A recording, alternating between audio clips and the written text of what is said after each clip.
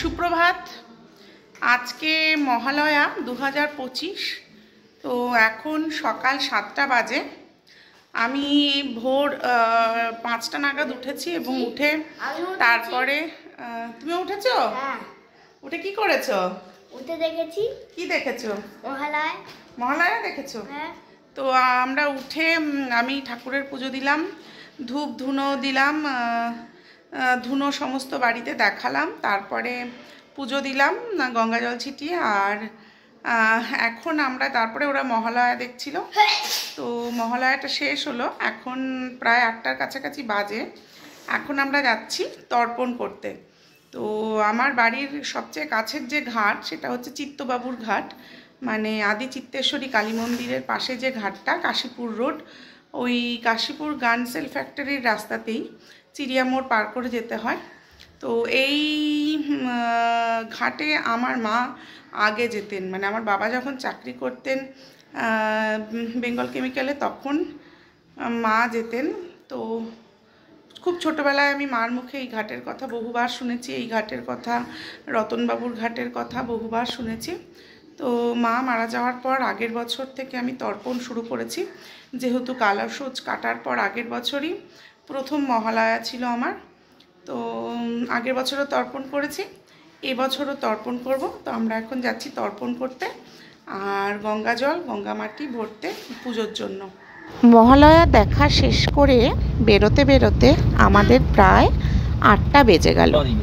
এদিকে চারপাশে কিন্তু রোদের আজকে তাপ খুব বেশি, চারপাশটা আলোক উজ্জ্বল ঝলমলে। বৃষ্টি হয়নি আজকে, এটাই বাঁচোয়া। আজকে সারাদিন কিন্তু খুব সুন্দর ওয়েদার ছিল। এদিকে দমদমে রোববারের বাজার বসে গেছে। তো সকালবেলা স্টেশন বাজার থেকে কিছু ফুল নিয়ে নিলাম গঙ্গা পুজোর জন্য, আর তার সঙ্গে ধূপকাঠি, মোমবাতি।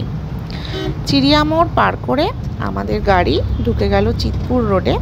বেশিক্ষণ লাগে না আমার বাড়ির থেকে, খুব বেশি হলে 10-12 মিনিট লাগে ঠিকঠাক এই চিতপুর ঘাটে আসতে। আর চিড়িয়া মোড় পার করার পর থেকেই কিন্তু দু সাইডে সেই পুরনো দিনের ব্রিটিশ আমলের বাড়ি, সেই পুরনো চিতপুরের একটা ছবি ভেসে ওঠে। তো এই রাস্তাটা অন্যরকম এবং এখানে এই প্রচুর গাড়ি দাঁড়িয়ে থাকে এবং চিতপুরের রেল লাইন পার করে আমরা ধীরে ধীরে গঙ্গার দিকে চললাম। কিন্তু আজকে কাশীপুর যে ঘাট, গানসেল ফ্যাক্টরির পর যে ঘাট, সেই ঘাটটা বন্ধ ছিল। ফলত আমাদের একটু সাইড থেকে সরে গিয়ে যেটা আমরা এলাম সেটা হচ্ছে চিতপুর ঘাটে। এই ঘাটটা একদম নতুন আমার জন্য, কারণ আমি এর আগে এই ঘাটটায় কখনো আসিনি। এই একটা বিরাট বড় কারখানার মধ্য দিয়ে ডেন্টাল কলেজের পাশ থেকে গাড়ি এসে ভেতর থেকে পৌঁছলো চিতপুর ঘাটে। তো চিত্তবাবুর ঘাট বন্ধ, ওখানে প্যান্ডেল হয়েছে, তো গাড়ি গেল না। তো আমরা এই সাইডে আর একটা ঘাটে এসছি, যে এই রাস্তাটা ওই গঙ্গার পাশ দিয়ে চলে গেছে।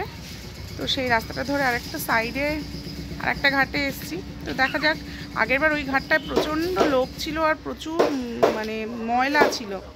তো এই ঘাটটা ছোট ঘাট, পরিষ্কার হতে পারে, দেখা যাক। মহালয়ার ভোরবেলার যে ভিড়, সেই ভিড় খানিকটা কম বটে, কিন্তু তাহলেও ভিড় একেবারে কম ছিল না এই ঘাটে।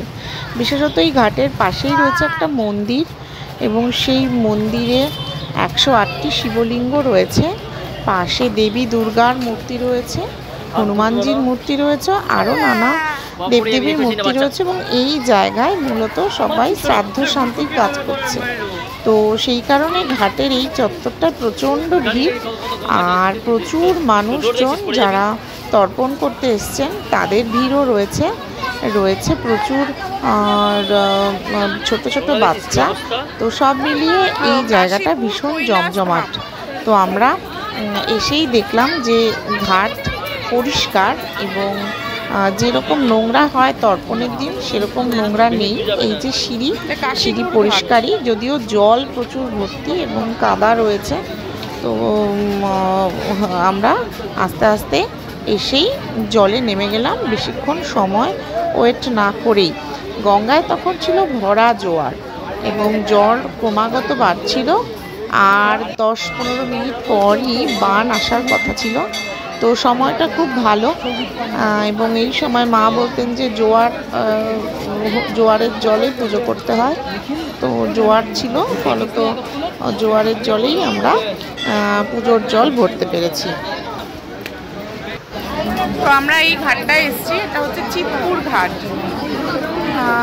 নিচে তর্পণ চলছে, আর এখানে একটা শিব মন্দির আছে, চিতপুর কৈলাস মন্দির। আর প্রচুর লোক। তো এটাকে চিতপুর ঘাটই বলে। তো এবার এটাতে স্নান করবো। মহালয়ার দিন গঙ্গার ঘাটেই প্রচুর ব্রাহ্মণ থাকে।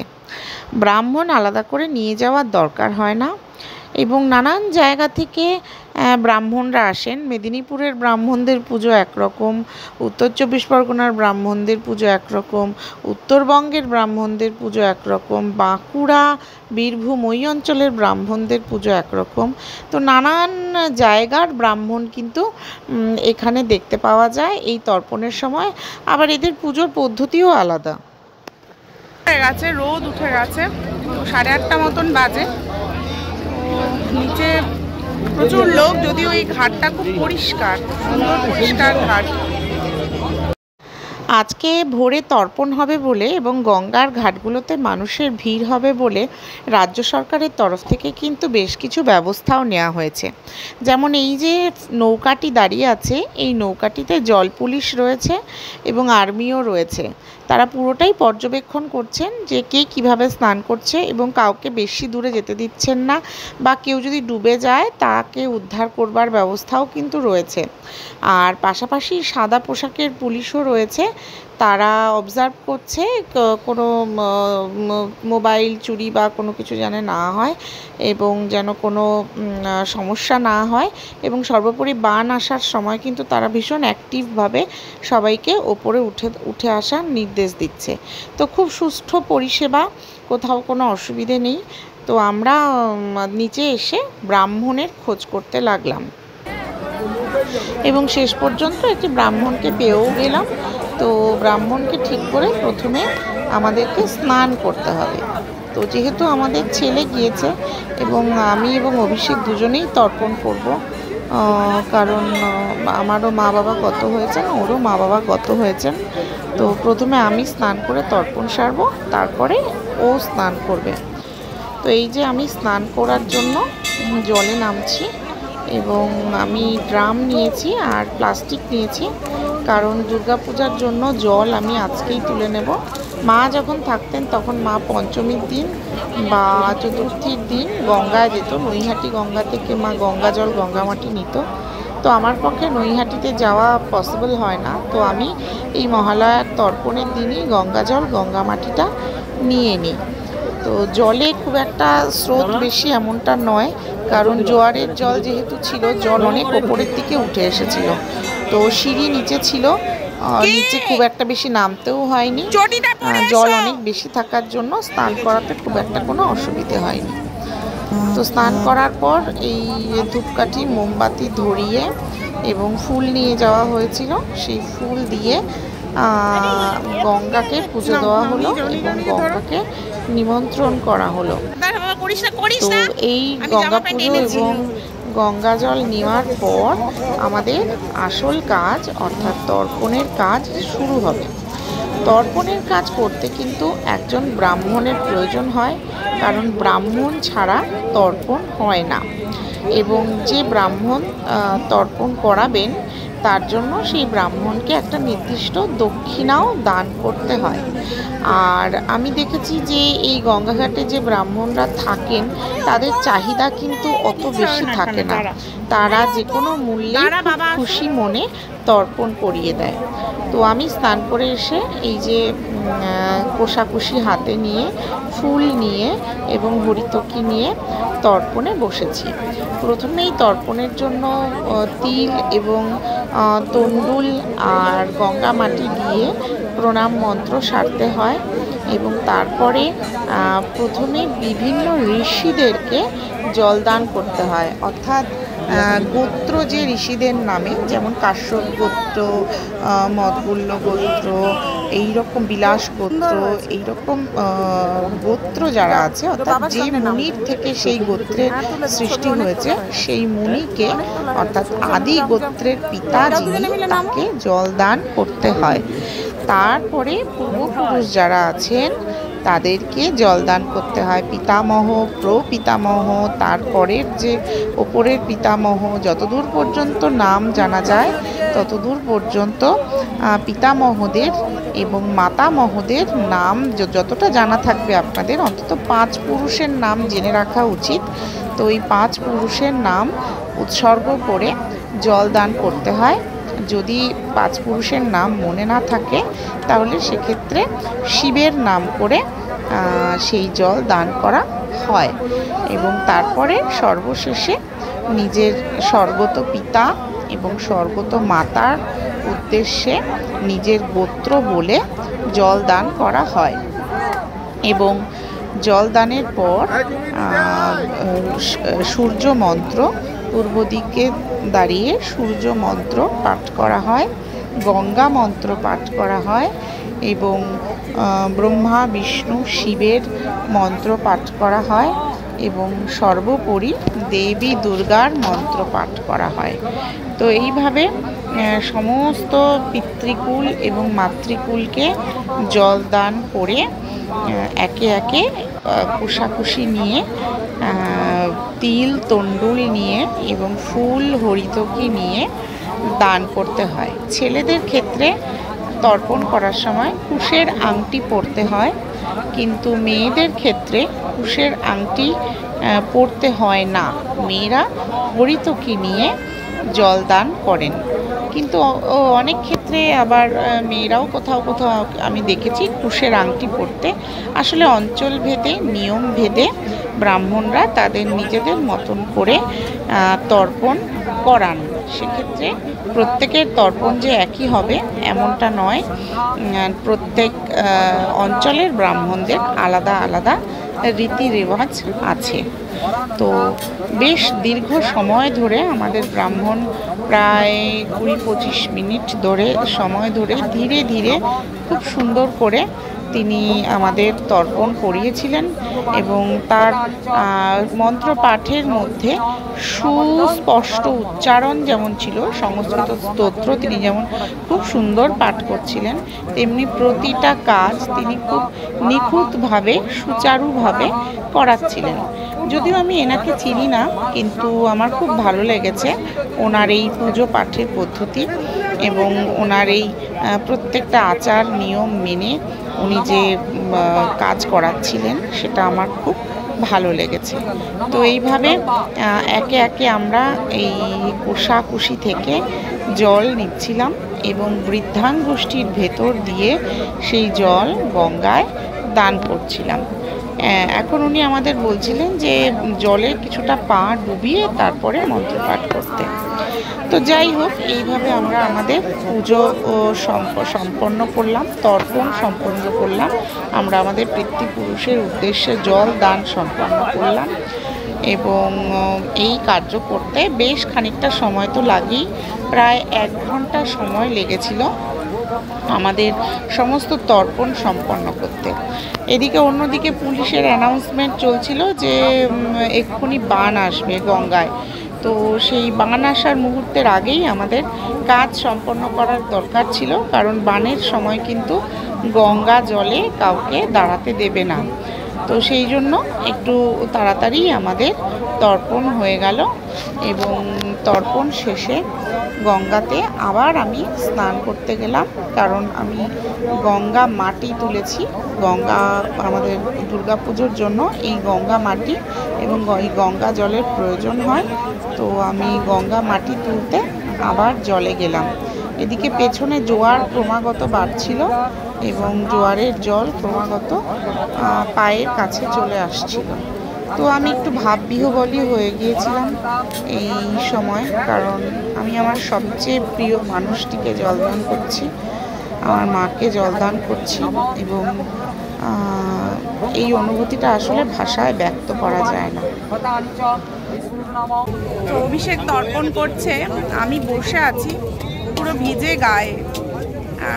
তো অনেক অনেকক্ষণই হয়ে গেছে ভিজে গায়ে, দেখা যাক কত তাড়াতাড়ি তর্পণ শেষ হোক। তারপরে গঙ্গা পুজো করব, গঙ্গা নিমন্ত্রণ করব, দুর্গা পুজোর জন্য গঙ্গা পুজো এবং গঙ্গার নিমন্ত্রণ সেটা করব। করে ওপরে একটা শিব মন্দির আছে, তো শিব মন্দিরে শিবের মাথায় জল ঢালবো, হনুমান মন্দিরটা দেখব, পুজো দেবো, হনুমানজির পুজো দেবো, তারপরে গিয়ে চা খাবো, আর তারপরে এই ভিজে জামা কাপড় ছাড়বো। তো এদিকে আমার ছেলে ভীষণ বিরক্ত হয়ে পড়েছে এই দীর্ঘক্ষণ সময় ধরে এই পূজা প্রক্রিয়া দেখতে দেখতে, ওর ভীষণ বোরিং লাগছিল। তো তারপরে আমরা তর্পণ করে চলে এলাম মন্দিরে। এখানে মাতা অম্বা বা মা দুর্গার একটা খুব সুন্দর মন্দির রয়েছে এবং তার পাশে রয়েছে শিবলিঙ্গ, আর এখানেও দেবদেবীর শিব দুর্গার উমার মূর্তি রয়েছে। আর সবচেয়ে ইন্টারেস্টিং হলো এর এই পাশেই রয়েছে 108টি শিবলিঙ্গ। 108টি। পুজো গঙ্গা স্নান করে আমরা এই মন্দিরে চলে এসেছি। তো এখানে একটা মানে শিব মন্দির এবং মা দুর্গার মন্দিরও রয়েছে, কিন্তু এখানে একটা দারুণ জিনিস আছে।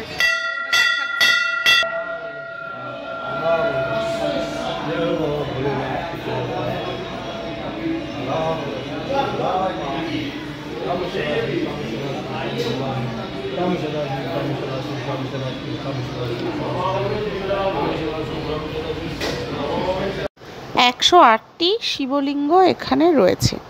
এটা আমি জানতামই না যে চিৎপুর ঘাটে 108টি শিবলিঙ্গের মূর্তি রয়েছে। তো যেহেতু আমার কাছে জল নেওয়ার ব্যবস্থা ছিল না, তো আমি আর শিবের মাথায় জল ঢালতে পারিনি। আর এখানে একটি মূল শিবলিঙ্গ আর তার দুপাশে একটা সাদা নন্দী আর একটা কালো নন্দী। তো দারুণ লাগলো এই জায়গাটা দর্শন করতে। এর পরের বার গেলে নিশ্চয়ই শিবের মাথায় জল ঢেলেই যাবে। আর এই 108টি শিবলিঙ্গের পাশেই রয়েছে গঙ্গা। তো 108টি শিবলিঙ্গ দর্শন করে তারপরে আমরা বাড়ির পথে আসার জন্য রেডি হলাম। তো এখানে জামা কাপড় ছাড়ার ব্যবস্থা ছিল না, তো আমি ভিজে গায়েই সমস্তটা করছিলাম। আর এখানে গঙ্গার ঘাটে এদিকে জোয়ার এসে গেছে, তো শিবলিঙ্গগুলো দেখতে ভীষণ সুন্দর লাগছিল। তো এখানে 108টা শিবলিঙ্গ আছে এবং এই 108টা শিবলিঙ্গতে জল অর্পণেরও ব্যবস্থা আছে। পাশেই গঙ্গা, খুব শুদ্ধ একটা পরিবেশ, অদ্ভুত সুন্দর পরিবেশ এটা। মানে এখানে যে এই চিৎপুর ঘাটে যে এরকম 108টা শিবলিঙ্গ প্রতিষ্ঠিত আছে সেটা আমার জানা ছিল না।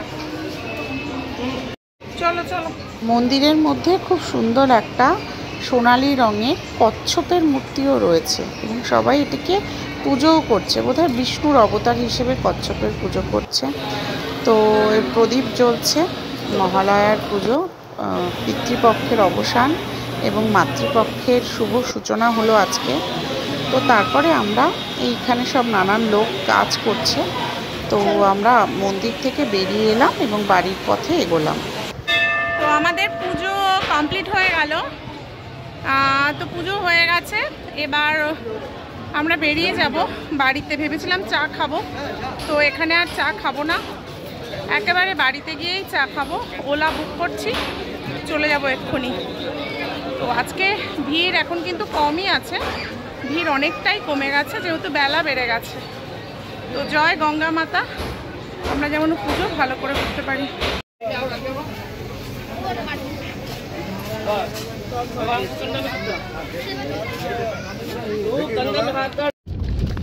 তো গাড়িতে উঠে গেছি, এখান থেকে এখন বাড়ি যাব। বাড়ি গিয়ে ভালো করে স্নান করতে হবে। মানে গঙ্গাতে স্নান করেছি, কিন্তু যেহেতু গঙ্গার জলে এখন প্রচুর নোংরা এবং প্রচুর রকমের সব জিনিসপত্র ভাসছে, তো যাই হোক এইভাবেই বাড়ি চলে যাচ্ছি। মাত্র 10 মিনিট লাগবে এখান থেকে বাড়ি গিয়ে স্নান করে নেব। ফেরার পথে চিৎপুর রোডের ধারের দুপাশের জনজীবন, রবিবারের সকাল আর ব্যবসায়ী জায়গার আর চালচিত্র দেখতে দেখতে বাড়ি ফিরে এলাম। বাড়ি ফিরে আসতে প্রায় আমার সকাল 11টা বেজে গিয়েছিল। তো আজকের দিনটা খুব সুন্দর কাটলো। মহালয়ার দিন সকালবেলাটা গঙ্গা স্নানের মধ্য দিয়ে এবং গঙ্গা তর্পণের মধ্য দিয়ে সমাপ্ত হলো। আশা করি পুজোটাও আমার ভালো কাটবে, সকলেরও পুজো ভালো কাটুক এই কামনা করি। ধন্যবাদ।